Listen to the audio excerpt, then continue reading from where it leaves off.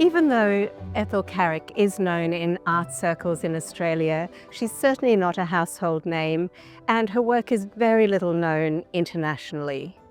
She was one of the first post-impressionist artists to show her work in Australia, and also to create it here. And I'm actually standing in a spot in the Botanic Gardens in Sydney where she painted Esquisse en Australie. Esquisse en Australie was shown in 1908, and it really kicked up quite a storm. Nothing quite like it had ever been seen before. So how did she get to that point? Ethel Carrick was born in Uxbridge in 1872. In her 20s, she went to art school. She went to the Slade School of Fine Art in London, and this was really quite a breakthrough. In the late 19th century, it was very difficult for women artists to go to the big art schools. It was only with the Slade School that artists were encouraged, including women artists, to attend. And you know, it's sad that only a few of them are actually remembered today. It was in Cornwall that she met her husband, Emmanuel Phillips Fox, on a sketching trip there. Soon after their marriage, Carrick and Fox moved to Paris. When she arrived, it was the Belle Epoque, and it was an incredibly exciting time to be in Paris. There were artists here from all over the world, and for her it was metaphorically as if a window had been flung open and she was about to develop her distinctive artistic vision.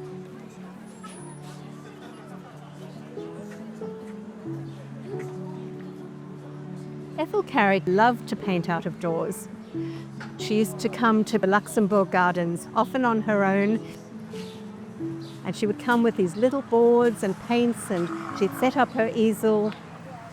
And where we are standing now is where Ethel Carrick painted Paris Park scene. And to the side we see the sculpture of a lion. And instead of facing the big architectural view of the Senate, which is to the side, she paints a little bit off-centre.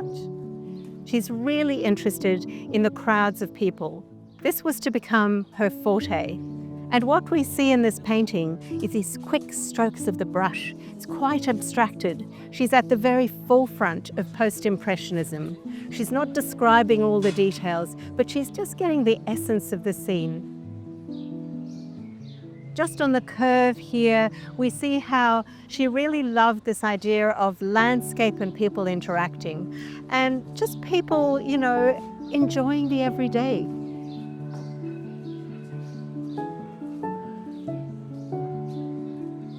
The other really favourite subject that Ethel was painting around this time was marketplaces.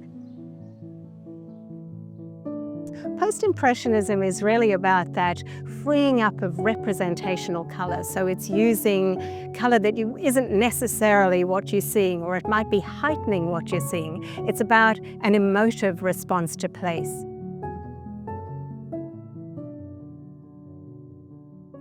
Carrick was an intrepid traveller, and in 1907 she goes to Italy with Emmanuel Phillips Fox. They're often painting side by side, and you see these wonderful little panels which are almost the equivalent of a sketchbook. There's a lot of detail in the way that she depicts the people, and we can often date her paintings because of the dress that people are wearing in the paintings. She also travelled in the early part of the 20th century to regional France. So she went to Normandy and Brittany, and she painted some of the most important works of her career there. Beach scenes with people wearing, again, the fashions of the day, and the striped red and white beach tents, which was something that she really loved compositionally. So you'll see the same scene, and you'll then see how she's done it with a different colour palette, and it's quite nuanced. In 1911, she goes to North Africa with Fox. One of her key paintings in the exhibition is Arabs bargaining at Busada. And you see them at the pomegranate market, you see them in their local dress, and they're really depicted with a great kind of feeling for the everyday.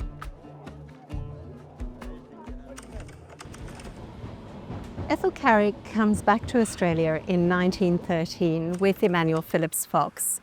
She has one of the most important exhibitions of her career here. And in Australia, Ethel Carrick paints one of her iconic works. It's called Christmas Day on Manly Beach. That was the original title. And can you imagine what it must have felt like on Christmas Day to see these crowds in the middle of summer on the beach compared to what she had grown up with? She stays in Australia for a couple of years, and unfortunately during that time her husband Emmanuel Phillips Fox suddenly becomes critically ill, and in 1915 he dies of cancer. She's grief-stricken, and for the rest of her life she really tries to promote his work.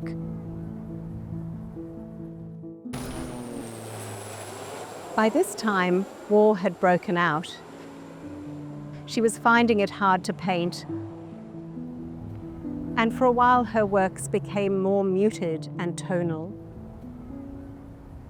It's really in 1919 that she hits her stride again.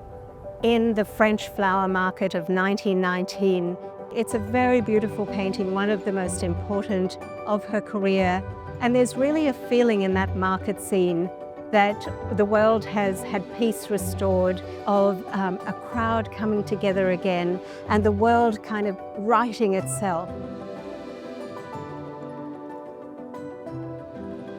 A really important turning point for her happens when she goes to Nice in the south of France. She starts painting in a slightly different way to her earlier marketplace scenes. They're taking in the whole view. Often the early ones are just a little slice of it. Now she's taking a bigger perspective. The umbrellas that are shading the tables take on a life of their own, and you get these wonderful tilting aspects in the composition, this idea of this kind of layering of the environment that she's looking at. In the 1930s, she goes to India. She goes on her own. She's now in her 60s. She's often traveling by bus. She doesn't have very much money. She goes all around the countryside. She lives on a houseboat in Kashmir, and she paints an extraordinary work there that really shows her capacity to capture the architecture of place, but also the water that she was traveling over. Even though she wasn't very well at periods in her life, travel was something that was a great inspiration. It was a fuel for her work, and it brought kind of a whole new energy with each place she went to. Ethel comes back to Australia at the outbreak of war in 1939, and for the next decade she stays in this country.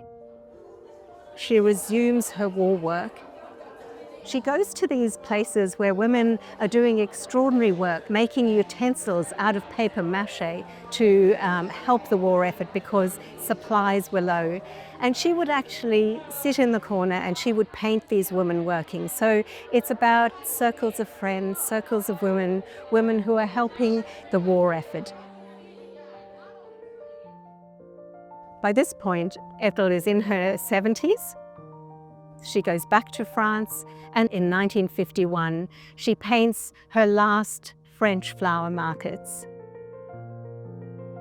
It's really interesting to see how she's still inventing. They have a different feel, even to the ones that she painted in 1926. And suddenly, it's as if those umbrellas have gone black. And it's almost as though she is preempting the sense of an ending. So in 1952, Ethel Carrick comes back to Australia for the last time. She obviously had a hard time because she had to be taken off the ship on a stretcher. A few days later, she gets really ill. She ends up going to the hospital and dies of a cerebral hemorrhage. It was very sad, you know. The people at the hospital obviously had no idea who she was. On her death certificate, she's noted as housewife. I think Ethel Carrick's legacy as an artist is very much placing her in the context of the stories of Australian art and also art internationally. And it's wonderful to have the opportunity now to shine light on her work in its own right, to see the diversity of her expressions across time and place, and to recognise the importance of her as a post-impressionist artist, as an artist who supported other women artists, who actually loved being connected with Australia, and also was very much a transnational artist.